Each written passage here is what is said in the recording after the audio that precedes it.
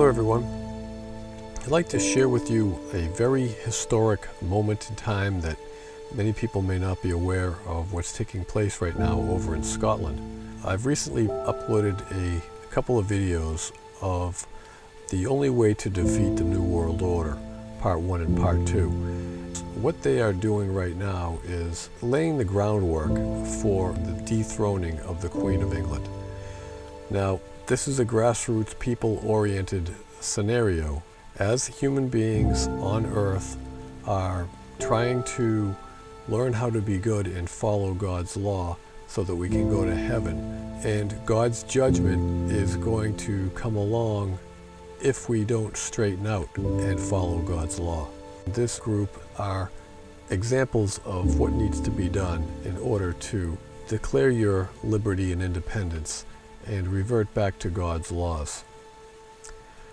This article was posted on BBC, and I'm just going to touch on a couple of different points on it. The Parliament has taken legal action against the indie group who set up camp in Holyrood in November 2015. Lord Turnbull said he could not grant an order against the camp until he was satisfied that it was proportionate. He ordered a hearing to identify the scope of their further procedure. The camp was set up in late November by independence activists who said they intend to stay in place until Scotland was declared independent. The Scottish Parliament took legal action to oust them, arguing that they were camping without permission, taking up space which could be used by others, and potentially risking the political neutrality of the parliamentary state. Basically, this is the New World Order in action. The people that are there doing this protest are using the space exactly for the reason it was created. The reason the Parliament has an issue with it is because they are opposed to the Parliament. In a lengthy legal argument in March, camp representatives put forward arguments for why they should stay based on the 1707 Treaty of Union and the Declaration of Arbroath. In his written judgment, Lord Turnbull, or Judge Turnbull, said these arguments had no legal foundation, but also said he did not consider that the camp posed a security risk or was inhibiting the use of parliamentary estate by others. The judge said he could not find in favor of the Parliament until he was satisfied that the eviction order was proportionate. Interesting arguments. He said, the question of proportionality of granting the order has been raised in oral submission at least, and in my judgment, this is sufficient in the circumstances to bar me from granting the order sought until satisfied on this manner. I will therefore refuse to grant the prayer of the petition, and I will make an order requiring the case to call at a procedural hearing in order to identify the scope of further procedure.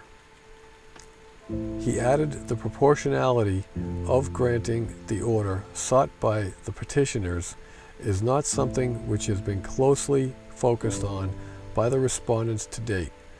They no doubt directed their attentions to what seemed to them to be the grand or more interesting arguments as influenced by their underlying political views. In my opinion, none of these arguments had any validity. Lord Turnbull went on to say that he anticipated a hearing would be fixed where the Parliament and the camp could present witnesses and evidence to support their respective cases. A Scottish Parliament spokesman said, "We welcome the Lord Turnbull's opinion today, which recognizes that the protesters' camp constitutes trespass and encroachment on parliamentary land, and the Parliament may seek an order for the removal of a trespasser who refuses to leave.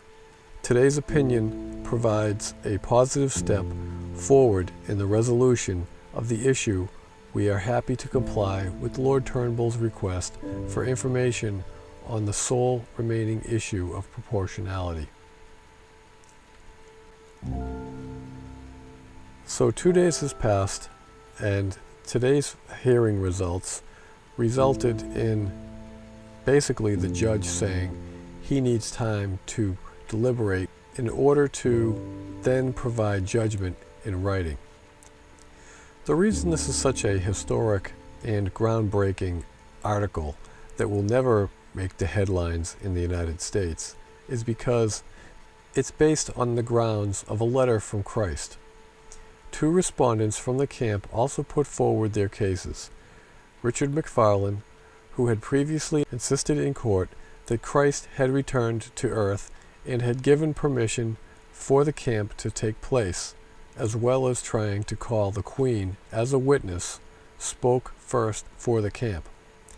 He produced a letter signed Christ, the King of Scotland, which claimed to be from the lawful owner of this entire world, quote unquote. It is contended that the courts are illegitimate and the pretended judges and their fraudulent queen are guilty of capital crimes and they should all be executed, end quote. The court also heard from another camper, Gary Mitchell, who said the campers had the right to assembly and freedom of speech. He said the free speech would mean nothing if there was no use of public space to make those views known, end quote. He argued that evicting the indie camp would be an affront to democracy, to the rule of law, and to this court. This is Jah, the second coming of Christ. He wrote, "My name is Crown Prince Michael, also known as Archangel Michael, and the Christ/Messiah, and I am older than this world." John 17:5. "But the human body I am inhabiting, on this my second coming, incarnated into a human inside a new body, from the tribe of Joseph/Ephraim, exactly as prophesied in the Bible, is 68 years of age.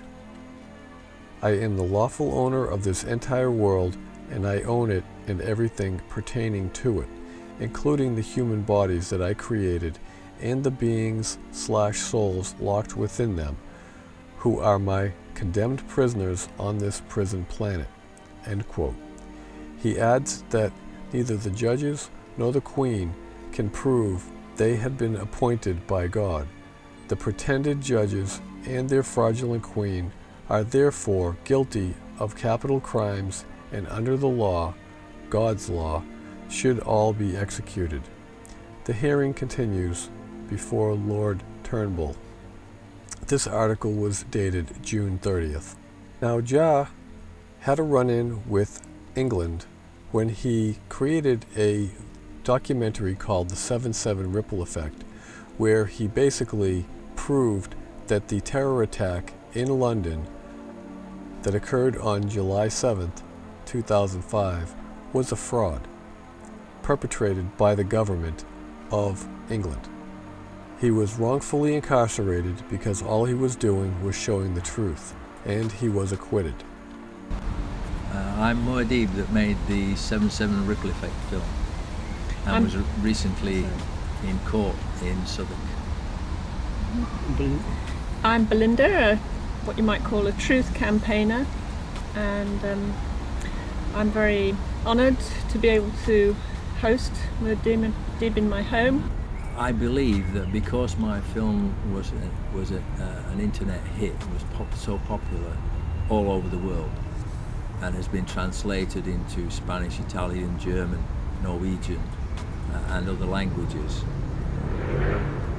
that the government were afraid of the film because it is so persuasive that anybody with an open mind who watches it will know that that is the truth and that that is really what happened. Because I've used all of the information from the media. I haven't fabricated anything. I've just used mainstream media articles to actually prove that the government story doesn't add up and is a pack of lies. And so the government, I think that the government became so desperate to do something about it, to try to counteract the ripple effects of the film, that they arrested 3 friends of the original alleged 4 bombers to put them on trial Now, I'll provide the link below for this interview. I highly recommend that you check it out. It'll introduce you to Muad'Dib, also known as Jah, also known as the second coming of Christ here on earth. We will find out now, by all who become aware of who this man is, this human body, and the spirit of Prince Michael that is within this human body.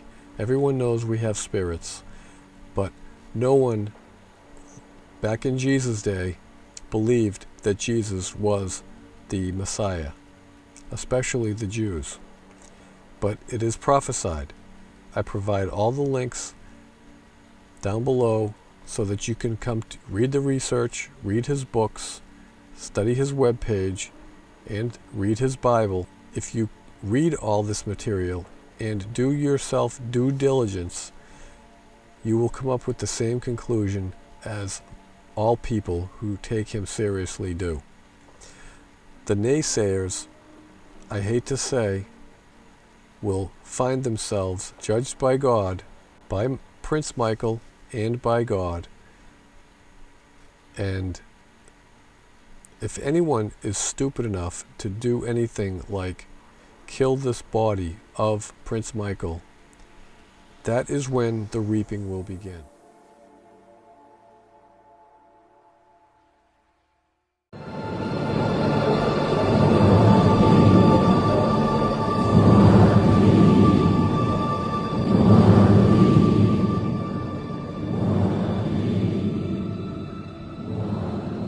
Arrakis.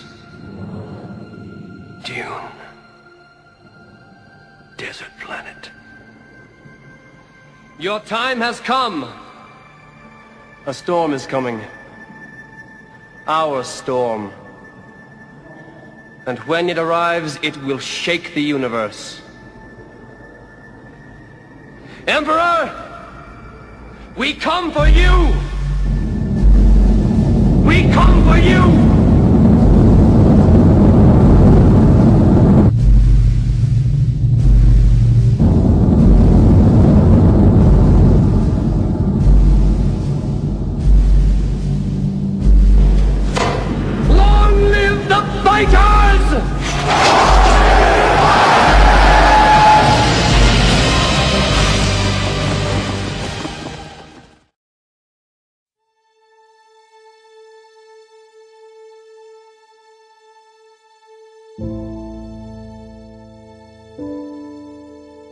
We are provided an opportunity here and now to reinstate God's laws.